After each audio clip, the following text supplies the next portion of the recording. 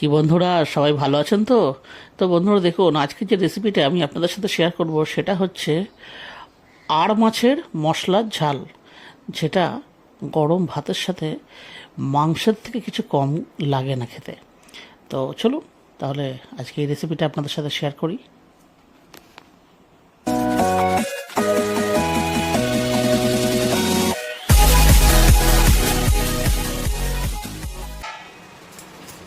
তো দেখুন বন্ধুরা, প্রথমে আড় মাছটাকে ভালো করে ধুয়ে আর এখানে নুন হলুদ মাখিয়ে রেখে নিচ্ছি। তবে বন্ধুরা, একটা বিষয় একটু শেয়ার করি। এই যে আড় ট্যাংরা যেটা রয়েছে, এটাতে কিন্তু নুন হলুদের সাথে দেখুন একটু সর্ষের তেল, মানে কাঁচা সর্ষের তেলও কিন্তু মাখিয়ে রাখা হয়েছে, যাতে এটা আর কি ভাজতে গেলে বেশি না ছিট করে। আর এখানে দেখুন নিয়ে নিচ্ছি সর্ষের তেল। এখানে দেখুন জুলিয়ান কাটিংসের পেঁয়াজ এখানে কেটে নিয়েছি, আর একটা টমেটো এর মধ্যে দিচ্ছি। আর এখানে একটা মশলা দেখুন তৈরি করে নিচ্ছি। এতে হচ্ছে দেখুন আদা, রসুন, শুকনো লঙ্কা, আপাতত এইটুকুই লাগছে। এটা তৈরি করে নেবো একটা পেস্ট। আর এটা ছাড়াও থাকবে কিছু গুঁড়ো মশলা। গ্যাসটা দেখুন এখানে জ্বালিয়ে নিচ্ছি। তো এখানে দেখুন রয়েছে লঙ্কা গুঁড়ো, জিরে গুঁড়ো, হলুদ গুঁড়ো আর পরিমাণ মতো লবণ। তো বন্ধুরা, এখন এটাকে করে নেবো একটা ফাইন পেস্ট। দেখুন এখানে এটা একটা ফাইন পেস্ট তৈরি হয়ে গেছে। এইবার আমরা মাছগুলোকে ভেজে নেব। তেলটাও দেখুন এখানে গরম হয়ে গেছে, এই যে ভেজে নেব।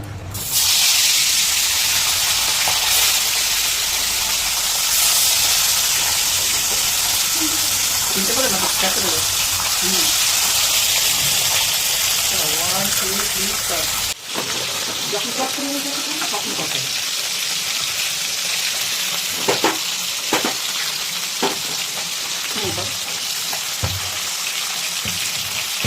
তো দেখুন বন্ধুরা, এখানে মাছটাকে উল্টে পাল্টে দিচ্ছি।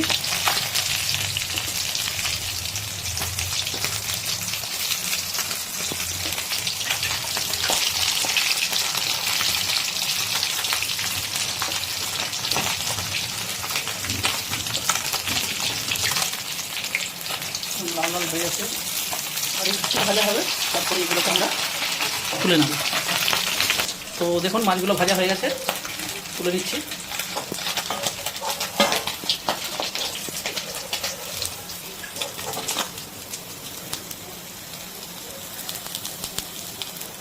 বাকি মাছগুলো ভেজে দিচ্ছি।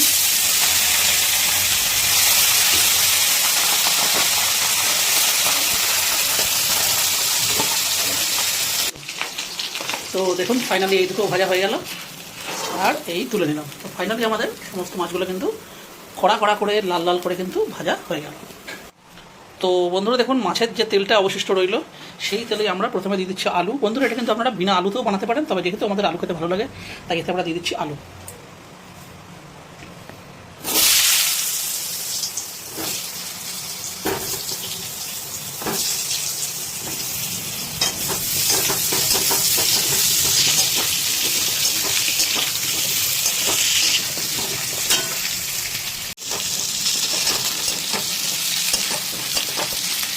তো বন্ধুরা, এখানে দেখুন আলুটা দিয়ে আমরা বেশিক্ষণ নয় 5 মিনিট মতন ভাজলাম। এবারে দিয়ে দিচ্ছি কেটে রাখা পেঁয়াজ।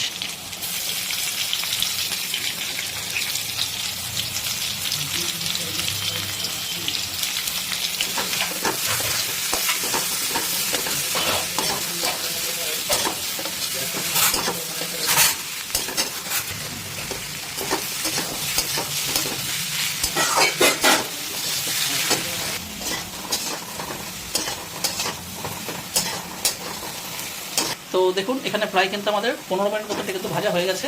আর এবারে এই যে টমেটোগুলো এর মধ্যে দিয়ে দিচ্ছি। একটাই টমেটো ছিল।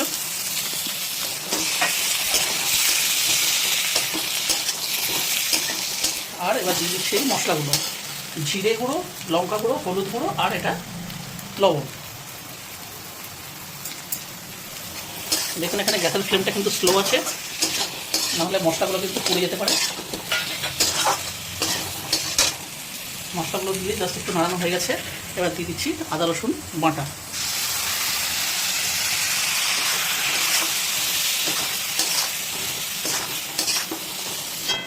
তো বন্ধুরা, এইটা ধোয়া, এই যে মশলা ধোয়া জলটা একটুখানি দিয়ে দিচ্ছি। দিয়ে গ্যাসের ফ্লেমটাই করে দিচ্ছি হাই। এটাকে ভালো করে কিন্তু কষে নিতে হবে একটু।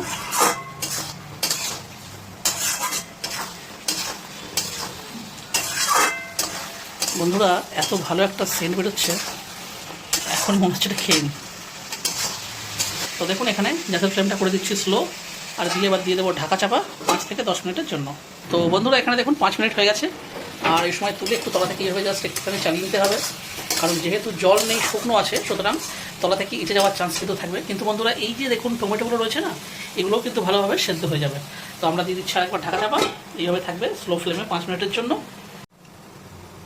তো এখানে দেখুন আমাদের কিন্তু আরও 7 মিনিট মতন হয়ে গেছে, আর দেখুন তেল কিন্তু ছেড়ে দিয়েছে। তো বন্ধুরা এই জায়গাতে আমরা আরেকটুখানি এটাকে চালিয়ে নেব, আর এই সময়তে গ্যাসের ফ্লেমটা যে স্লো আছে সেই স্লো ফ্লেমটাকে একটু হাই করে দেবো। তার আগে দেখিয়ে দিই এই যে আলু দেখুন এটা কিন্তু সেদ্ধ হয়ে গেছে। তো এখানে দেখুন গ্যাসের ফ্লেমটাকে করে দেবো হাই, দিয়ে এইভাবেই হাই ফ্লেমে একটুখানি কষে নেবো জাস্ট 2 মিনিট। আর তারপরে এবারেতে দিয়ে দেবো পরিমাণ মতন জল।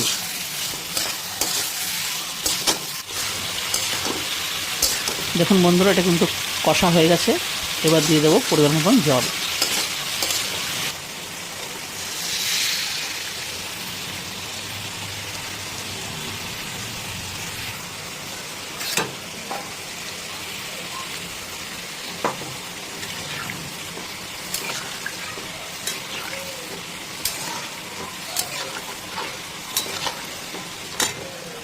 তো এখানে দেখুন গ্যাসের ফ্লেমটাকে হাই করে দিচ্ছি, আর এই যে 5 মিনিট পর দেখাচ্ছি ওপরে পুরো তেলটা কিন্তু ভেসে উঠেছে, কারণ যেহেতু বন্ধুরা এটা কিন্তু কষাটা খুব ভালো করে হয়েছিল। আর এই যে আরও 5 মিনিট পর দেখাচ্ছে, দেখুন ঝোলটা কিন্তু ফুটছে এখানে। তো বন্ধুরা যেহেতু মাছগুলো একটু ওই লম্বা লম্বা টাইপের, সেহেতু আমরা কড়াইটাকে চেঞ্জ করে নিচ্ছি। এই যে এখানে একটা চ্যাটালো কড়াই আমরা নিয়ে নিয়েছি, যাতে মাছগুলো ডোবাতে এখানে সুবিধা হয়। তো ঝোলটা দেখুন ফুটছে, আর এইবারে এই মাছগুলো একটা একটা করে দিয়ে এর মধ্যে ভালো করে ডুবিয়ে দিতে হবে হালকা হাতে, না হলে কিন্তু মাছগুলো ভেঙে যেতে পারে।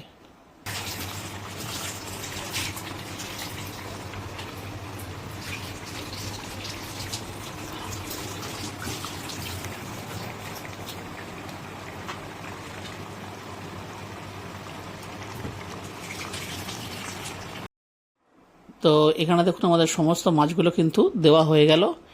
এইবারে এটাকে জাস্ট একটু হালকা হাতে এইভাবে ডুবিয়ে দিতে হবে। আর বন্ধুরা আর একটা বিষয় বলি, এই ধরনের মাছগুলো কিন্তু খুব বেশি যদি নাড়াচাড়া করা হয় মাছগুলো কিন্তু ভেঙে যেতে পারে। সুতরাং এটাকে জাস্ট এইভাবেই হালকা হালকা করে ডুবিয়ে দিয়ে গ্যাসের ফ্লেমটা করে দেবো স্লো, আর দিয়ে দেবো ঢাকা চাপা 5 মিনিটের জন্য। বেশিক্ষণ নয়, কারণ এই মাছ দিয়ে বেশিক্ষণ ফোটানোর দরকার হয় না। এই যে স্লো করে দিলাম। চলো, তো দেখুন বন্ধুরা এখানে আমাদের 5 মিনিট হয়ে গেছে, আর রান্নাটা কিন্তু এখানেই শেষ। এই যে গ্যাসটা অফ করে দিচ্ছি, ব্যাস। তো বন্ধুরা এই যে এই রান্নাটা হলো, এটা কিন্তু গরম গরম ভাতের সাথে জাস্ট একদম জমে যাবে। তো বন্ধুরা তাহলে আজকের এই ভিডিওটা আমি তাহলে এখানেই শেষ করছি। যদি আজকের আমাদের এই আট ট্যাংরার রেসিপিটা আপনাদের ভালো লেগে থাকে, তাহলে অবশ্যই ভিডিওটিকে একটি লাইক দেবেন। আর চ্যানেলে যদি কোনো নতুন বন্ধু এসে থাকেন, তাহলে অবশ্যই চ্যানেলটিকে সাবস্ক্রাইব করে আমাদের পাশে থাকবেন। তাহলে আবার দেখা হচ্ছে অন্য কোনো ভিডিওতে অন্য কোনো রেসিপির সাথে। ততদিন পর্যন্ত কিন্তু নিশ্চয়ই ভালো থাকবেন। আর হ্যাঁ, এই রেসিপিটা বাড়িতে একবার হলেও ট্রাই করবেন, আর আমাকে কমেন্টে নিশ্চয়ই জানাবেন যে কেমন হয়েছে। টাটা।